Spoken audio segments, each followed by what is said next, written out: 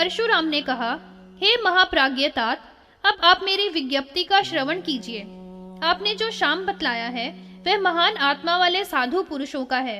वह शाम साधु पुरुषों के प्रति दीन जनों पर और ईश्वर की भावना से संयुक्त गुरुजनों में ही करना चाहिए।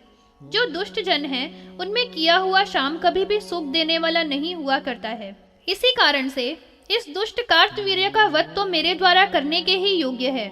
हे सम्मान करने के योग्य, आज तो आप मुझे अपनी आज्ञा प्रदान कर दीजिए कि मैं अपने बैर का बदला ले लूं। जमदग्नि मुनि ने कहा, हे महाभाग राम, अब आप बहुत सावधान होकर मेरे वचन का श्रवण करो। यह मैं जानता हूँ कि जो कुछ होने वाला है उसे ही तुम अवश्य करोगे, इसमें कुछ भी अन्यथा नहीं होगा। अब आप यहाँ से ब्रह्मा जी के समीप में चले जाओ और उनसे हे तात अपना हित और अहित पूछिए। वे विभु जो भी कहेंगे उसी को आप करना, फिर इसमें कुछ भी संशय नहीं होगा। वशिष्ठ जी ने कहा, जब राम के पिता के द्वारा इस प्रकार से राम से कहा गया था तो उस महामती ने अपने पिता के चरणों में प्रणाम किया था और फिर वह ब्रह्मा जी के लोक को चला गया था। जो लोक सामान्य प्रकृत जनों के द्वारा गमन करने के योग्य नहीं था, उस परशुराम ने ब्रह्मा जी के उस लोक को देखा था। जो लोक स्वर्ण के ही द्वारा बना हुआ था, उस लोक का प्राकार भी सुवर्ण से संयुक्त था और वह लोक मणियों में अनेक स्तंभों से विभूषित हो रहा था। वहां पर उस लोक में अपरिमित ओज से समन्वित विराजमान ब्रह्मा जी का उस राम ने दर्शन किया था, जो परम रम्य रत्नों के सिंहासन पर समासी न थे और रत्नों के ही भूषणों के समलंकृत थे। उन ब्रह्मा जी को चारों ओर से बड़े बड़े सिद्धों और मुनींद्रों ने ध्यान में समासक्त होकर घेर रखा था तथा वहां पर उनके सामने विद्याधरियों का नृत्य हो रहा था, जिस नृत्य को बड़े ही आनंद के साथ मुस्कुराते हुए ब्रह्मा जी देख रहे थे। ब्रह्मा जी उस समय में तपों के फल को प्रदान करने वाले, जगतों की रचना करने वाले, व्यापक और परिपूर्ण तप ब्रह्मा का ध्यान कर रहे थे तथा उन्होंने अपने मन को नियमंत्रित कर रखा था। जो वहां पर भक्तों के समुदाय विद्यमान थे, उनको निरंतर परम गोपनीय योग को वे बतला रहे थे। इस रीति से विराजमान अव्यय उन ब्रह्मा जी का भक्ति भाव से दर्शन प्राप्त करके उस भृगुकुल में समुत्पन्न राम ने उनके चरणों में प्रणिपात किया था। उन ब्रह्मा जी ने विशेष रूप से नत उस रास को देखकर आशीर्वचनों के द्वारा उसका अभिनंदन किया था। फिर उस राम ने ब्रह्मा जी से उसका कुशल पूछा था। इसके अनंतर ब्रह्मा जी ने राम से कहा था, हे वत्स, तुमने किस प्रयोजन से यहाँ पर मेरे समीप में आगमन किया है? जब ब्रह्मा जी ने इस रीति से राम से पूछा था तो उसने आरंभ से संपूर्ण वृत्तांत कहकर उनको सुना दिया था, जिसमें कार्तवीर्य राजा के द्वारा जो कुछ किया गया था और महात्मा अपने पिता जमदग्नि पर जो कुछ दुख पड़ा था, यह सभी हाल था। इस संपूर्ण वृत्तांत का श्रवण करके हे मानद, यद्यपि ब्रह्मा जी को यह सभी बातें पहले ही विज्ञात थी, तथापि उन्होंने पूछकर सब कुछ सुना था और परिणाम में सुख आवहन करने वाले धर्मिष्ठ राम से कहा था, हे वत्स, आपकी यह प्रतिज्ञा बड़ी ही दुर्लभ है, जिसको क्रोध के वशीभूत होकर आपने किया है। हे बटो, यह सृष्टि तो भगवान की कृपा से ही होती है। हे तात, यह आपको ज्ञात ही है कि उन्हीं परम प्रभु की आज्ञा से बड़े ही क्लेश के द्वारा इस समस्त जगत का सृजन किया है और आपने इसी सृष्टि के नाश करने वाली प्रतिज्ञा कर डाली है। आप तो केवल एक ही राजा के दोष से तथा अपने पिता के तिरस्कार के होने से इस भूमि को 21 बार भूपों से रहित करना चाहते हैं। यह सृष्टि तो ब्राह्मण, क्षत्रिय, वैश्य और शूद्र, इन चारों वर्णों से समन्वित सर्वदा से ही चली आने वाली है।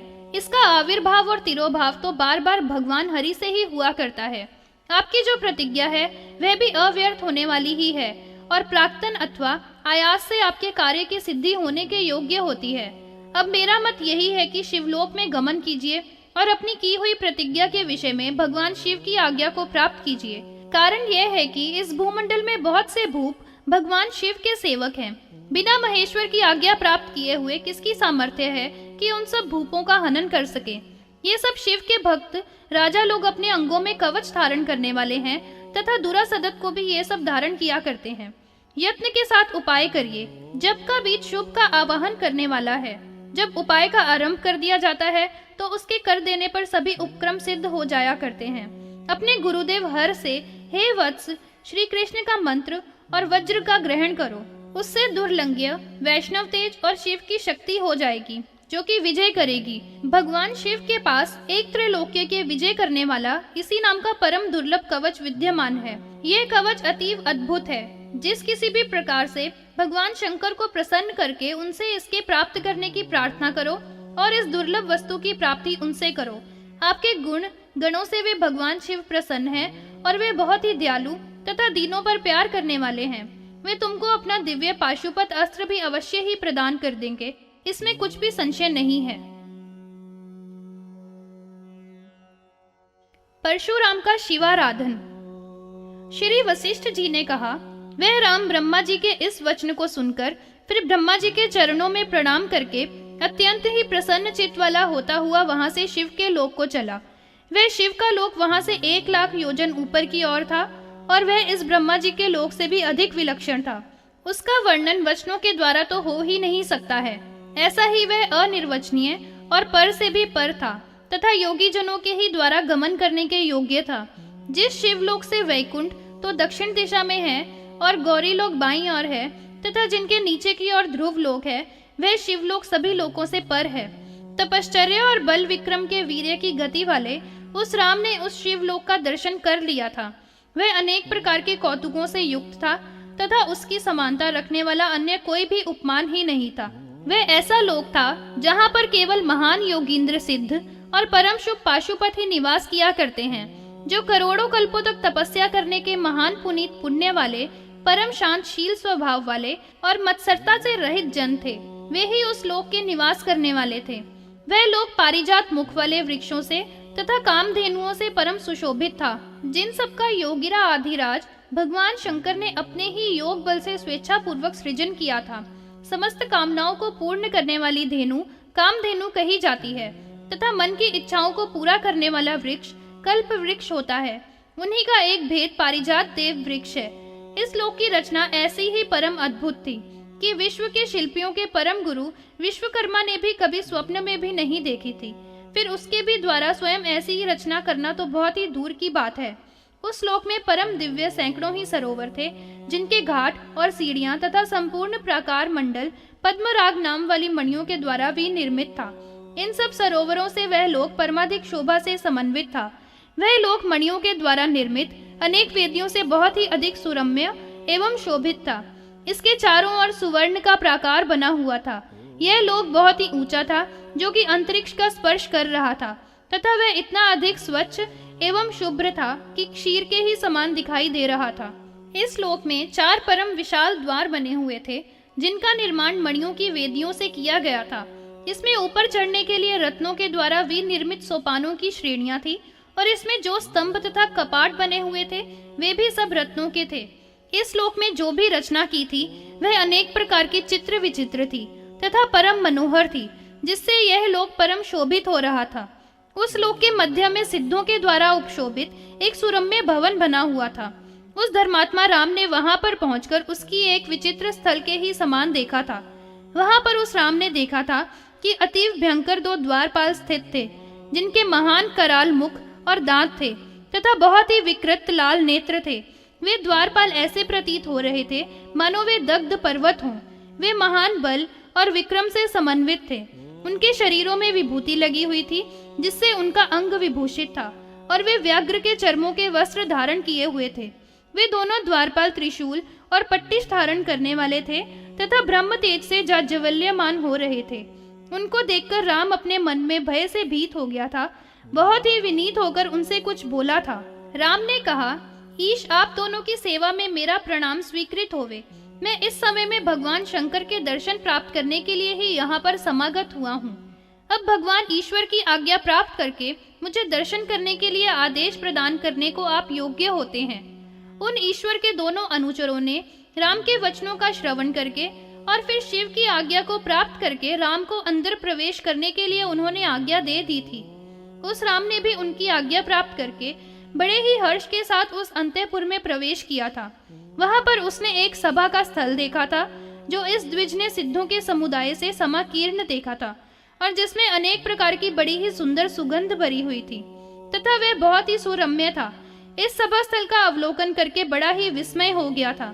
वहां पर फिर उस राम ने परम शांत 3 नेत्र के धारण करने और मस्तक में चंद्र को धारण किए हुए भगवान शिव का दर्शन किया था। भगवान शंकर के कर में त्रिशूल शोभित हो रहा था और वे व्याघ्र के चर्म को वस्त्र के स्थान में पहने हुए थे। उनके संपूर्ण अंगों में शमशान की भस्म लगी हुई थी और उनका शरीर नागों के यज्ञोपवीत से शोभित था। प्रभु शंकर अपनी ही आत्मा में रमण करने वाले थे, पूर्ण काम थे और उनकी सभी कामनाएं परिपूर्ण थी और करोड़ों सूर्यों के समान परमोज्वल प्रभा थी। वे 5 मुखों वाले, 10 भुजाओं से शोभित और अपने भक्तों पर परमाधिक अनुग्रह करने वाले थे। उस समय में शिव सिद्धों के लिए तर्क की मुद्रा के द्वारा योग और ज्ञान का विषय बतला रहे थे। बड़े बड़े योगींद्र और प्रथमगण बड़े ही आनंद के साथ उनका स्तवन कर रहे थे। भगवान शिव को भैरव, योगिनियां और रुद्र के गणों ने चारों ओर से घेर रखा था। ऐसी दशा में विराजमान हुए भगवान शिव का दर्शन करके राम ने बड़े ही हर्ष से अपने सिर को उनके चरणों में झुकाकर प्रणाम किया था। उनके वाम भाग में स्वामी कार्तिकेय थे और दाहिनी और गणनायक गणेश विराजमान थे तथा उनके सामने नंदीश्वर, महाकाल और वीरभद्र स्थित हो रहे थे। शिव की गोद में 100 भुजाओं वाली जगत जननी दुर्गा विद्यमान थी। इनका दर्शन करके राम ने उनको भी प्रणाम किया था। इसके अनंतर विद्वान राम ने अपनी गदगद वाणी से उन विभु की स्तुति करने का उपक्रम किया था। राम ने कहा था, मैं ईशान, विभु, व्यापक, अव्यय, भुजंगों के भूषणों वाले, उग्र और नरों के कपालों की माला के धारण करने से परम उज्ज्वल शिव की सेवा में प्रणाम करता हूँ। जो विभु समस्त लोगों को सृष्टि, स्थिति और विनाश के करने वाले हैं, ऐसे ब्रह्मा आदि के स्वरूप को धारण करने वाले सबसे बड़े उन आप कृपा के सागर को मैं जानता हूँ। जिन मन और वाणी के अगोचर प्रभु की स्तुति करने में वेद भी समर्थ नहीं है, उन ज्ञान और बुद्धि के द्वारा साधन के अयोग्य तथा बिना आकार वाले प्रभु शिव के चरणों में मैं नमस्कार करता हूँ। महेंद्र आदि देवगण, ऋषिगण, मनु और असुर, ये सब जिनके स्वरूप का यथार्थ रूप से नहीं जाना करते हैं, उन पर से भी पर प्रभु शिव के लिए मैं प्रणिपात करता हूँ। जिन पूज्य देव के अंशों को भी अंशों के द्वारा चर और अचर समस्त लोग सृजित हुआ करते हैं और फिर जिसमें ही ये सब लोग लीन हो जाया करते हैं, उन जगन में प्रभु को मैं नमस्कार करता हूँ। जिन प्रभु के बहुत ही अल्प कोप से समुत्पन्न हुआ अग्नि, उधर्वलोक और पाताल के सहित संपूर्ण इस विश्व को दग्ध कर देता है, उन हर की सेवा में जो पर है, मैं प्रणाम करता हूँ। जिसकी पृथ्वी, पवन, अग्नि, जल, नभ, यज्वा, चंद्र और भास्कर में 8 मूर्तियां जगत की पूज्य हैं, उन यज्ञ स्वरूप देव को मैं नमस्कार करता हूँ।